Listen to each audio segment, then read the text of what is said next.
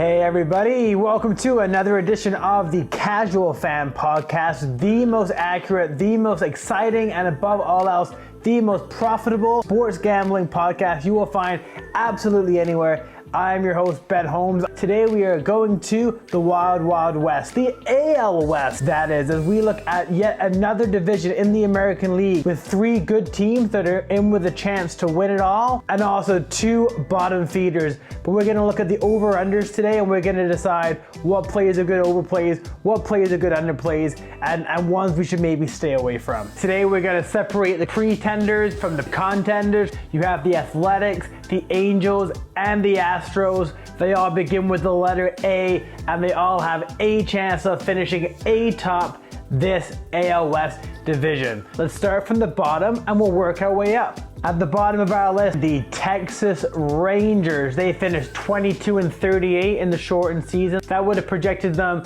to 59 wins. The second lowest total behind the Pittsburgh Pirates. This year, the total is 66.5. That's the third lowest behind Pittsburgh and Baltimore. Transaction-wise, we already know they got the young arm Dane Dunning for Lance Lynn. He's only thrown 34 innings in this league, and I think he's the best player that the Texans have to put out there. He's going to start off projected as the starting pitcher 4, but give me a break. He's better than Jordan Lyles. He's better than Kyle Gibson and all these other chumps that they have going ahead of him. They have Chris Davis now. They brought him in from Oakland. He's been Mr. Reliable for a long time, had a down year. Wherever they can find that bat for him in their lineup, they probably will, and hopefully he can bounce back.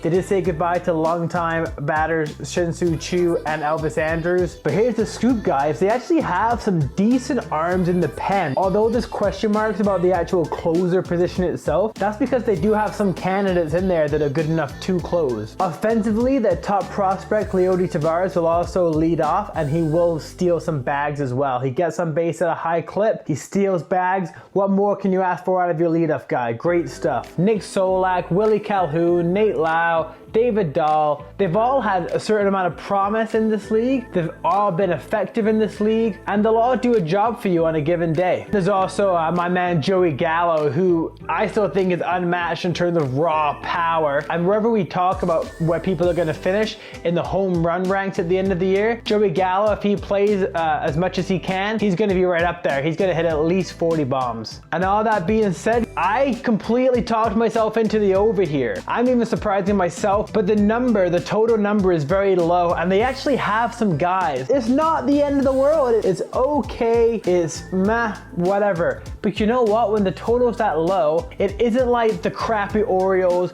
or the crappy Tigers we've already talked about in prior videos, where they're just rolling anybody out there, guys that probably won't be in the league that much longer. And they'll scrape together at least the 67 wins they need to hit their over-under total. Let's look at the Seattle Mariners. They are 20-1 to win the division. They were on track with 73 wins last season. The number is 72 for the Emerald City Ball Club. Looking at the roster, I'm really not sure how they came so close to 500 last year. Basically, all the transactions in the offseason come down to is getting James Paxton on a one-year deal. He's already pitching in spring training, so hopefully he's all the way back from his injury. They also got 100 miles Ken Giles, but he is not going to close this year. He's not going to play at all. Who they do have closing games this year is Rafael Montero, who came over from the Rangers last year.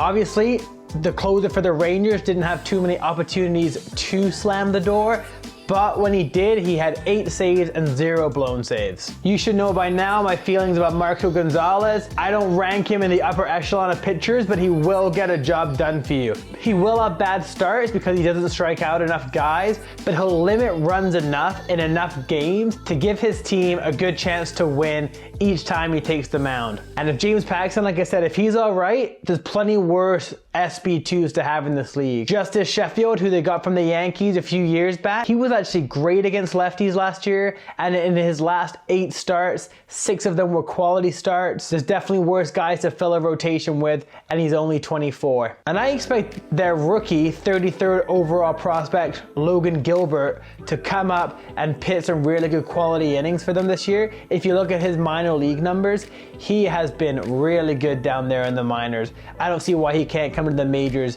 and beast out as well. They lost D. Gordon this offseason. They're going to replace him with JP Crawford, and for a leadoff guy, does not get on base enough, and he doesn't steal nearly as many bags as you think that he would. They have a fairly young, inexperienced squad outside of a decent all-around hitter. His name is Mitch Haniger. He's coming back. He was 2018 All-Star. And they have Mr. Reliable Kyle Seager, aka Corey's brother. Kyle Lewis burst on the scene last year. He raised his walk rate by 10%. If that wasn't good enough, he lowered his strikeout rate by 10%. Now that's what I call development. His power numbers did take a massive jump from his minor league numbers. So if he can maintain that power bump that he got, he's gonna be a great number 3 hitter for them in the 3-hole. And the same can be said about Dylan Moore. The Mariners was 22nd in runs per game with 4.23 last year, and I see them near the bottom in that category again. The only saving grace being there's not elite rotations 1 through 5 in this division. There's some good pitchers in there, but no dominant rotations. Well, every year, no one really seems to disappoint like Mike Trout's Los Angeles Angels. The over-under for this year is 82.5, and they're plus 360 to win the division. That's just tasty enough for a lot of people to want to put a little something on them to win the division. I'm not going to personally, however, they haven't proved to me they can do it. The best player of our generation, and one of the best players of all time, is undoubtedly Mike Trout. He's been an all-star every season. He's a 3-time MVP. He's a 3-time MVP runner-up, and he's an 8-time Silver Slugger. All of that in 10 seasons, postseason appearances, played in 3 games in a postseason where he got swept in the first round. In terms of transactions this year, there was no flashy Anthony Rendon-like signings this year. They lost their longtime shortstop Anderson Simmons, and they replaced him with Jose Iglesias, who are kind of similar at this point in their careers. They brought in Raisel Iglesias, the longtime Cincinnati Reds closer. They hit the reset button on the closer position. For a long time, they're like, will it be Cam Bedrosian? Will it be Middleton? Will it be Hansel Robles? Well, guess what? They hit the reset button. None of them are on the team anymore. It's just going to be Raisel Iglesias just to be like, this is my gig. Everyone else stand out the way. And that's something that the Angels really needed, because in their mind, they knew that even if they had a lead in the 9th inning, that lead wasn't safe. And that's bad for the emotional makeup of a team. They also brought in Alex Cobb, Baltimore's only good pitcher last year. He was their best pitcher. Still wasn't great, but he's going to help fill in the back end of that rotation. They're bringing in an overpaid Dexter Fowler in a trade. That doesn't make a ton of sense to me, especially when they have 2 great prospects in Joe Adell and Brandon Marsh in the minors, ready to man the outfield when called upon. Offense is very interesting. Shohei Ohtani is a complete wild card to me. He's a better hitter than people think. A lot of people fixate on his pitching, but he's a better hitter than people think, and he's a lot faster than people think too, but health's a big concern when it comes to him. If Jared Walsh can continue last year's production, they will have a decent top of the order guy. It's a lot worse 1 through 4s in the league than David Fletcher, Walsh, Mike Trout, Anthony Rendon. You look at their pitching rotation, guys. Bundy was great last year. He finally put it together. He had better control and better strikeout numbers than ever, but it's fair to want to see him do it over a full season. He hasn't done it over a full season before, and last season, you can call it a full season if you want, it was still only 60 games. Can he do it over 162? I've been a big fan of Andrew Heaney for a long time, but I have now officially, write it down, you can hold me to this, I've officially given up on the former 9th overall pick. He's only had 1 year where he's pitched over 105 innings, and even when he's out there right now, he's not dominating the way that you would hope. The rest of the rotation is fine, but it's not gonna win you games. You're gonna have to rely on the offense to win you games here. The rest of the bullpen doesn't impress me too much at all. The Angels were on pace for 73 wins last season, and all of a sudden, their over-under this year is 83.5. I'm sure the public like betting the over on this team because they like the big flashy name, but they haven't had a winning record since 2016, and the hitting around their star hitters is questionable. I see this going under here. The Houston Astros, love them or hate them. Most of you hate them, but the Astros should bounce back this year. They ran up 3 straight seasons, winning at least 100 games before last year. They might not reach that feat this year, but they're going to be pretty close. I see them coming out on top of this division. Their over-under is 86.5 games, and they're plus 150 to win. In terms of guys they brought in, there's no one really of note. They brought back Michael Brantley, which was huge because they lost George Springer, as we know. But the fact that they managed to keep Brantley was really good. They also brought in Jason Castro to catch. I'm also going to trust the small but mighty Jose Altuve to bounce back. I think over 162 he would have found his form and his numbers would have looked just fine. Same with Carlos Correa, who had his power absolutely sapped last year. I don't know where it went. Hopefully he finds it this offseason, brings it back, and can be a really effective shortstop, one of the best in the game. Correa should be entering his prime. Someone who's not even close to entering their prime is Yordan Alvarez. He's an absolutely deadly hitter. He missed a lot of last year, and by a lot I mean I think he played in only 2 games. They kept teasing that he might return. He was a fantasy owner's nightmare because they kept saying, oh, in this week, next week, the week after. Never came back. They played it safe, and hopefully that paid off so that he can have a great season this year. I'm excited to see what Miles Straw can do with an expanded role. No power at all, but lightning quick. And then the young Kyle Tucker will keep developing. Now he can count on at-bats every day like last year. Now let's look at their rotation, guys. A lot of variability here. There's no Justin Verlander. Let's get that out of the way. He is going to miss the whole year. So you have 37-year-old Zach Greinke being the big daddy of the rotation, the old wise one. The rest are just young, up-and-coming studs, high-velocity electric arms. Framber Valdez beat it last year. He even got a Cy Young vote. If they can get anything like that again from him this year, that'd be absolutely great. Christian Javier striked out guys for absolute fun in the minors, no big deal. And then once he was called up, the strikeout numbers went down a bit, but he still put up some really good performances. He only had 1 game where he allowed more than 3 earned runs. Granted, he did not go all that deep, but he has a nice fastball and an awesome slider. If he can improve his changeup, which was not good last year, borderline unusable, if he hasn't fixed it, he shouldn't use it this year, but if he's fixed it, that would be another great weapon to put in his arsenal to complement his fastball and slider. Conversely, Urquidy can go a bit deeper, but he strikes out less people. In summation, guys, on the Houston Astros team, they're really talented. Trust the talent that slumped last year to bounce back and the young arms to improve and help out even more. Forrest Whitley will also come up and help a little bit this year too, hopefully, if he can live up to the billing. He's just gotta stay healthy.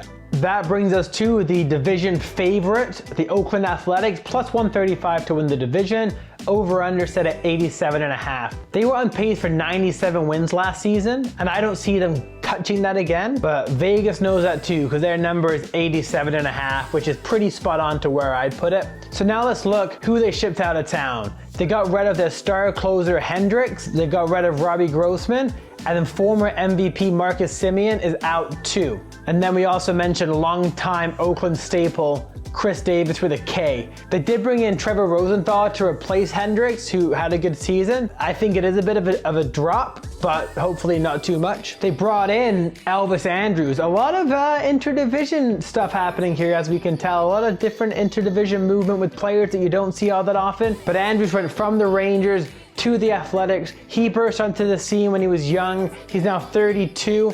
But in 29, he still swiped 31 bags. And he has amazing bat-to-ball skills. His strikeout numbers are really low. And so I don't think the drop-off from Semien in the outfield will be that high, although there is a glaring need at second base there. One of the most electric players, period, in this game is Ramon Laureano from the Oakland Athletics. He plays center field for them. He was great his first 2 seasons, but he had a really high BABIP, so that begs the question, is regression coming? And it did in 2020. He started getting more respect from pitchers who were trying to be a bit more cute with him because his walk rate pretty much doubled. And then his BABIP dropped from 300s to a lot more human 270. So he's definitely an asset. He's definitely going to play every day. Don't know if he can get back to those numbers that he had the first 2 years in the league. Since 2017, when Matt Olson has been playing regularly for the Oakland Athletics, he's gone up, down, So surely he's got to be back up this year, right? Regardless of whether he's up or down, he's going to hit bombs. Speaking of exciting players in baseball, Matt Chapman playing third base. He's set to be fully healthy coming into this year. He did strike out an absolute ton last year. There was plate discipline issues there, but no one can outperform Matt Chapman defensively at third base in the league right now, and he's also really improved his offensive game the last couple of years. There's a decent supporting cast around those three guys I named, Olsen, Chapman, and Laureano. They've all shown tendencies to be streaky and not consistent. So we'll see how the offense does. Like I already said, not great pitching in this division. Speaking of pitching, Chris Bassett does not blow you away, but he was 8th in Cy Young voting last year. Jesus Luzardo has immense breakout potential. I think he'll finish the year as the best pitcher in Oakland. Frankie Montas, he had a back injury last year. It just wasn't a great season for him. His sinker gets hit way too much for how much he throws it, and he's never thrown more than 96 innings in a season. Former Bright Young star Sean Manaea, he could not get guys to chase last year at all. His numbers when he threw outside the zone, they were horrendous. So far since coming back from his injury, he has no velocity, low 90s at best. After he came back from his shoulder surgery in 2019, he came onto the scene with a .78 whip, and everyone thought, wow, he's completely back. But 2020 was a nightmare. So rotation is solid, with Luzardo having the chance to be an ace. This is a really tough total to bet. You got to go back to 2015 to where 88 games was enough to win this division. If you're gonna take the over, I think you're kind of saying they are gonna win the division. I don't see them winning the division, so I'm going under. That logic makes sense in my mind. I hope it makes sense to you too, but the under is the play here for me. Quick recap of the AL West. I see the Houston Astros winning. I see the Athletics and the Angels splitting a lot of games and not dominating the Mariners or the Rangers to the extent that people expect. And I expect that the Mariners and the Rangers won't be complete doormats. More like area rugs. All that being said, guys, here's who you should bet on. The Houston Astros over 86.5. A good team that's going to be better than people expected. Then, the second most confident is on the Texas Rangers over 66.5. It's such a low total. They are a bad team, but they won't be as bad as people expect, even with that crappy rotation. The Oakland Athletics under. They could reach expectations, but I don't see them exceeding them. So there's just as good a chance they finish third in this division than they do finishing first. That's why I'm taking the under. The Los Angeles Angels under 83.5. That number means that they're expected to win 13.5 more games than they did last year, even though they didn't really make any notable changes at all. So I just gotta see it to believe it here. And then finally, I was going back and forth all day. Seattle Mariners number at 72.5 is the absolute perfect number. I don't know how you bet this number. To me, if I had to lean, I'd go with the under. If I'm betting my hard-earned money, I can watch the Seattle Mariners and root for them to win. But I probably would stay away from that one. So Astros over, Rangers over, and then Athletics, Angels, Mariners under. I have been Ben Holmes. This has been the Casual Fan Podcast, and that completes our journey through the American League. Join me next week when we're going to be going NL East to West. Spring training's here, guys. We're gonna be rich. Like, subscribe, love the support. Thank you so much. We got hockey for you. We got all kinds of good stuff coming your way. Like, subscribe. We're gonna be rich.